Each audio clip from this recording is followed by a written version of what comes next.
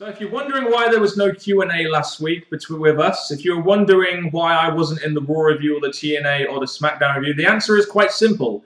I just wanted to take a little break from wrestling and YouTube, and there'll be more said about this on the Saturday video that we're going to do, where we're going to be announcing a couple of changes to the channel. You might want to check that out if you want to know what's going to be going on with the British Fist from now on forward. But for now, we're going to be doing a Q&A. We didn't do one last week, but hey, let's do a couple more now. We've got Q&A number 105, the one after our 2-year anniversary. And the first question is from Jermaine Boyd on Twitter, Boyd_Jermaine. And he asks, remember years ago when Vince McMahon gave away his millions of dollars, millions of dollars, millions of dollars, millions of dollars, millions of dollars to the WWE Universe? Will he do it again in the near future? I don't think so. I don't think he has as much money as he had back then. I think the time has come and gone. That was just to get people behind him and interested and wondering how he's going to do it. But he's done it now. He's done it for a one-off special. Yeah, and also, wasn't it something to do with the Donald Trump thing when they were trying to sort of out-Trump each other, so to speak? But he won't be doing that. He doesn't have as much money as he had back then, so there's no way he's going to be giving away his money again. Not to WWE. It might be fake. So don't, if you get some, don't go spending it all on sweets. iRod4545, 454545. Questions, 5 questions here. NJ, what was the moment that made you realise that you would forever hate John Cena? Him coming up to the ring the first time, it's like, this guy's gonna suck. NJ, if you were chosen to be the one to retire Triple H at WrestleMania, what would the stipulation and what would be the finish? Oh, what the heck, this is part of me. Retire Triple H. I would want it to be a, what the heck? We'll move on. Don't upset NJ. NJ, do you think Kane will have one last title run before he retires? Probably not, but it wouldn't be a bad idea. NJ, if Wade Barrett got a World Heavyweight Championship match, who would be the best person to put him over? Here we go. None other than John Cena. The reason is because John Cena, not because of that, is the feud was all about Cena last time round. John Cena didn't pick Barrett up to the place where he could have been. So I think repairing that would be the best way to go. NJ and Mr. Parkin. Yeah, I can answer some stuff even though I interfered a couple of times. Like a dirty heel. Who was the better heel? Ministry of Darkness Undertaker or 1998 Kane? I didn't see too much of Ministry of Darkness Undertaker, so I'm going to have to go with 98 Kane on this one. I think that character was revolutionary. It was brilliant. Even though The Undertaker grew to be a real big name and Kane was just below Taker, Kane's dark character was just unbelievably good. Jamal Payne, it was incredibly good. Jamal Payne, who do you think has a brighter future, Ziggler or Dean Ambrose? I personally think it's Dean Ambrose. I think his character has a little bit more about him than Dolph Ziggler, who I just don't think his character is made for main events personally. That's just based on his character. I just think Dean Ambrose down the line, especially now he's with the Shield, has a lot more to offer the company in the future, personally. I would love to see more from Ziggler just because I think he's a great performer and he's a guy that's been in the company and he's meant to be getting a push to be a good star, but it's not quite happening. But I'm going to give it to Dean Ambrose. Films of Greatness 23. Who are the top 3 heels in the past 5 to 6 years? So that's basically from 2006 onwards. Randy Orton. Randy Orton was a very good heel in his 2009 stretch. The Nexus, I believe, were good heels in the sense that they managed to get Cena cheered on a regular basis. I'll say temporarily Mark Henry. Mark Henry was another one of those examples of a heel that just dominated so much, and it was entertaining to watch, but he was a great heel. So I'll go with those 3. I'm perfectly fine with those 3. Any others you can sort of add in there, maybe? Top heel, I'll say Cody had the IC, and he was a pretty good heel. Maybe not the best, no. But I think for a heel in that area, yes. Bully Ray. I think he's a damn good heel. I love Bully Ray as a heel.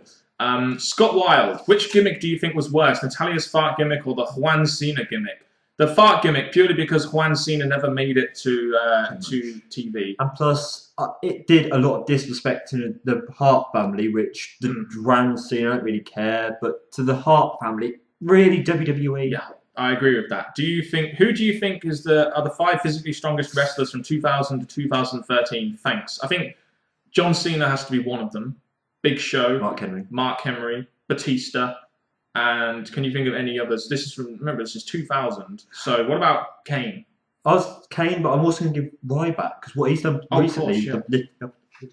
I think you could include people like Goldberg possibly in there. You could include people like Undertaker there. There are so many to choose from. We're just thinking of a couple. T700-121. Do you think Cena and Randy Orton will ever freshen up their characters? Well, they're teasing some stuff with Randy Orton. And Cena, I don't think they'll freshen up his character all that much because of the, what he does for business, etc. I think Orton is more likely to freshen up his character because he's on the two-strike wellness policy thing, so they might have to do something new with him. I think the WWE may hint stuff with Cena, but nothing ever concrete with him. Orton, yes, I think the fact that they know they can turn him face, heel, he's more open to change. Laurel Lewis, since NJ is a Triple H fan and Mr. Parkin is a Rock fan, what is your favourite Rock Triple H match or segment? I really liked their match at Backlash 2000 because it was after WrestleMania, that four-way, and I really didn't feel that Rock and Triple H was actually that big in there, and I felt that the match they had at Backlash really should have been the main event of WrestleMania 2000, personally. I go with the fact there's that Angle Rock Triple H. Oh, you mean SummerSlam 99? No, SummerSlam 2000. That was good, and also Iron Man. They did have an Iron Man match. I believe it was at Judgment Day. It was where the Undertaker made his return as the badass. But I think their Backlash match was really good. I did enjoy that feud back in the day, though. With the recent injuries of Punk, Ziggler, and Cena, do you think WWE should do a better job of taking care of their stars? This would have been back when Punk took a break, Cena was injured for a couple of weeks, and Ziggler was out with an injury. I mean, Punk and Cena was still on TV, of course, but when you have two of your biggest stars off TV, they had to bring back guys like Triple H. They had to have Undertaker be on the show for a while. They had to bring back people like Vince McMahon, Stephanie McMahon, purely for ratings. And and Brock Lesnar as well. Don't forget, not to mention Paul Heyman.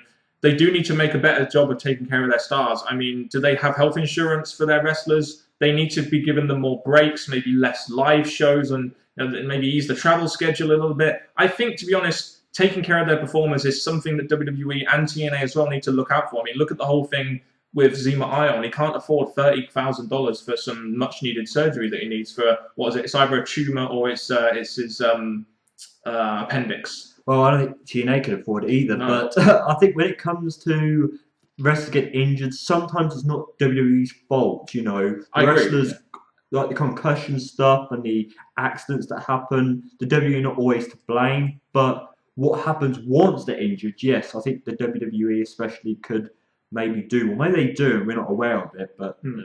I think it's something to do with the travel schedule and maybe just the general schedule, maybe have an off season or something like that, or give them like a month's break a year or something like that. Something that could help. Just to refresh them as well would be good. RPG Rich Porter.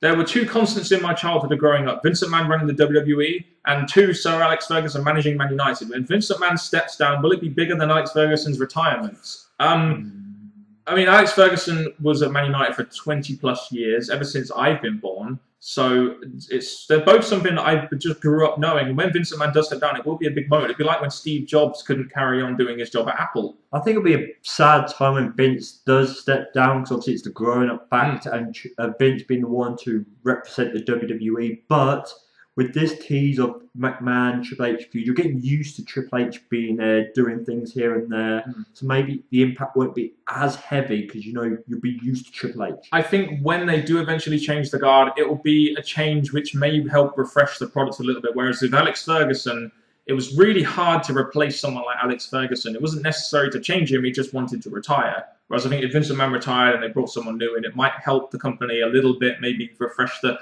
company a little bit. That's all I think about that. Are TNA falling into the same trap as WCW by letting OAPs beat the younger talent? I guess this references Sting beating Matt Morgan in the main event of Impact a couple of weeks ago, or about a month before Slammiversary happened, which was 2 weeks ago now.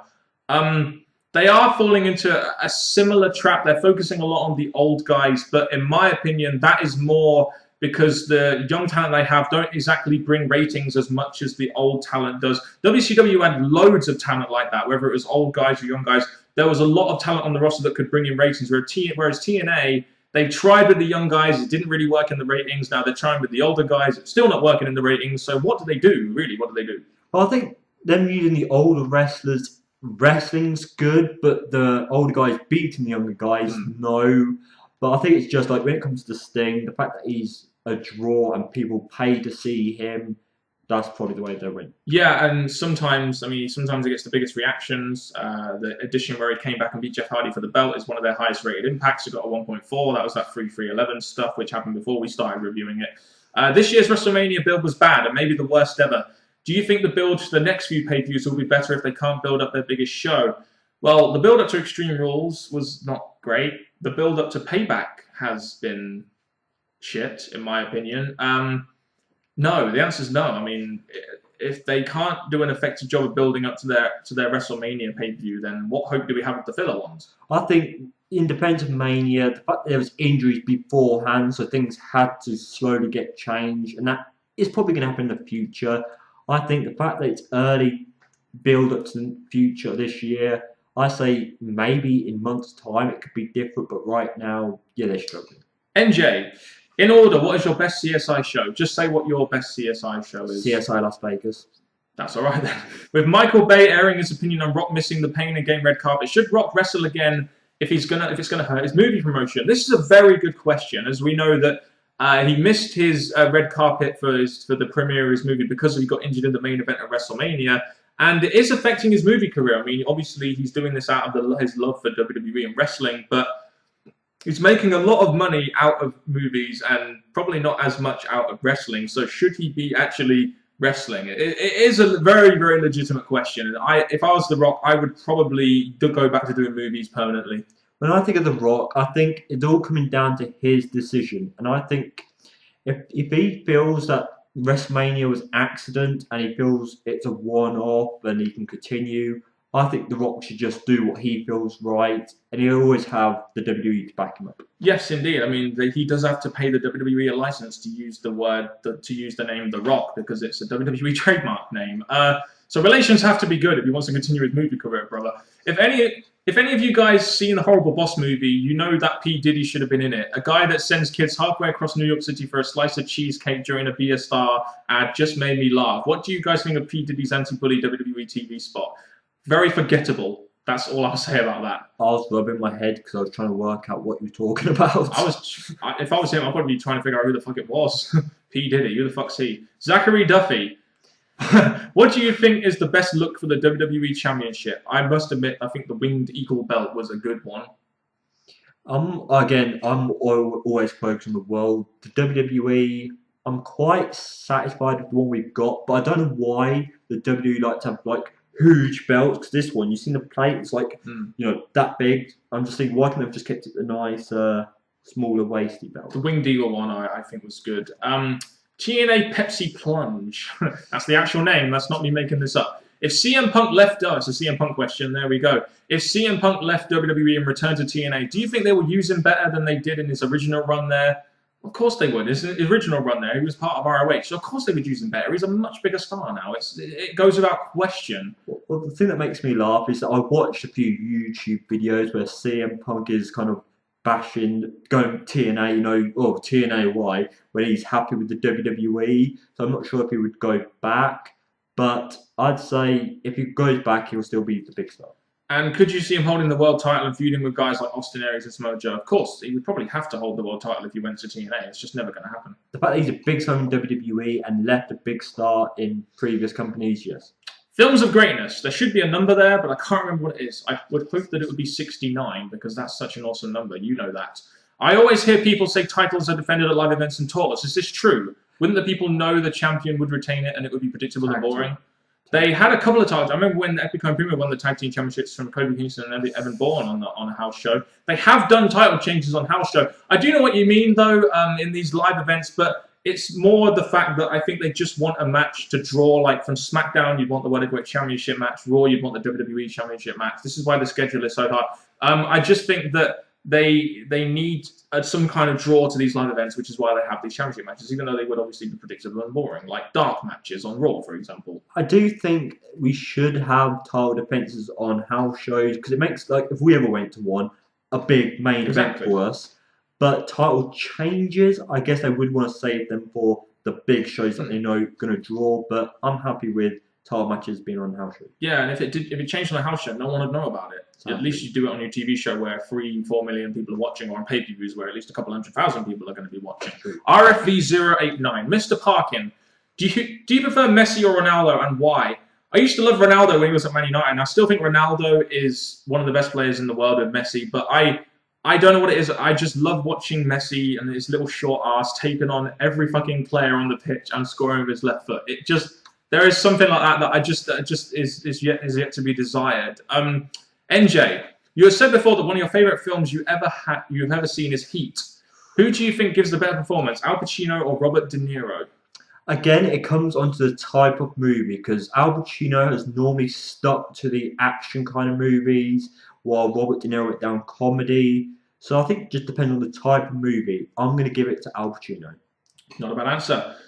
Why do you think that most internet and YouTube wrestling fans seem to favour ROH and the Indies? ROH is clearly the worst wrestling promotion out there. Out of the three, with terrible storylines, bad production values, illogical match types, and small-sized wrestlers. I love you, Films of Greatness. What a great question this is.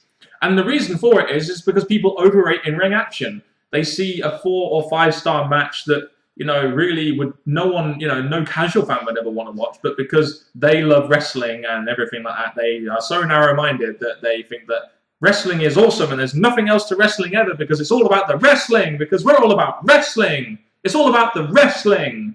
Just saying. But that's the thing I have to give to ROH, that even though I quickly got bored of their company because of the same wrestlers and stuff, but the wrestling that they provided, the moves they provided, the body on the line stuff, I give full entertainment and enjoyment to that. It's just, there's more to wrestling than that to fans. Exactly. And that's why a lot of fans are very narrow-minded when they shouldn't be. Scott Wilde, how tall are you, NJ? And you both look over 6 foot. I'm actually a midget, and it's just these videos and these cameras give me the extra lift. Realize how sometimes you sit closer to the videos because I'm a bit taller than you. I'm about 6 foot. You're about what? 5, 8, something like that. Yeah, so I'm a little bit taller than you. Do you think Miz slipped down to the mid card because of his botch of R-Truth? He didn't catch Truth, who landed it on his back on the floor.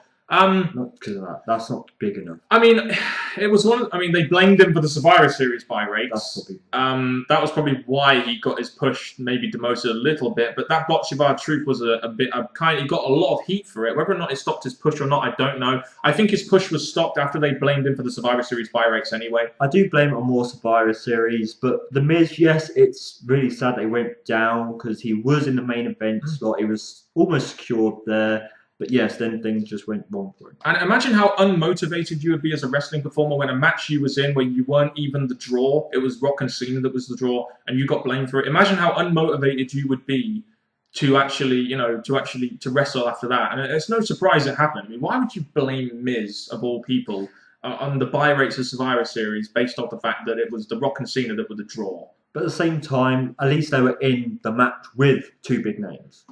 Yeah, I guess you could say that, but they weren't the draw. I'm sorry, they were just made to look like a jobber tag team. How could you turn Cesaro into a credible mid-carder, having feud and beat a Christian or a Jericho? I think the main thing that they need to do with Antonio Cesaro is they need to change his character. His character right now, while not terrible, unfortunately, and this is coming from an Antonio Cesaro / Claudio Castagnoli fan from ROH. Trust me, is boring. It's simple. WWE said it. It's true. He's the character's boring. The character's very bland, and he had the US Championship, and he couldn't do anything with it. So he'd need to change his character. He'd need to maybe feud with a Christian, maybe feud with a Jericho, maybe beat one of those two, and then hold a mid-card belt again, and then you can build him up a little bit. Maybe even put him in a tag team with his old partner, Cassius Ohno, who's Chris Hero. I'm just saying. That's what I was hoping for when he first came in, but they went down a different route. I think the fact that he's been against main eventers, yes, it may be more for the main eventer to get the win, but he's against main eventers, able to perform against them. So there's still a chance for him, but at the same time, he's scheduled to lose. So I think he needs to beat one of the main eventers he goes up against. Indeed, and that's the end of this Q&A. Q&A number 105. Make sure you tune in. NJ's doing the TNA review this week, once again solo. He's doing the SmackDown review once again solo. And then we've got a video on Saturday where we're going to be announcing some changes going forward for the British Fish channel. So check that out, and that'll be essential viewing if you want to keep you in the British Fish channel, of course. That's been it from us, the British Fist. Gotcha! Mr. Parkin, and this guy sitting next to me who is the best in the world. It's NJ. What's wrong? Goodbye.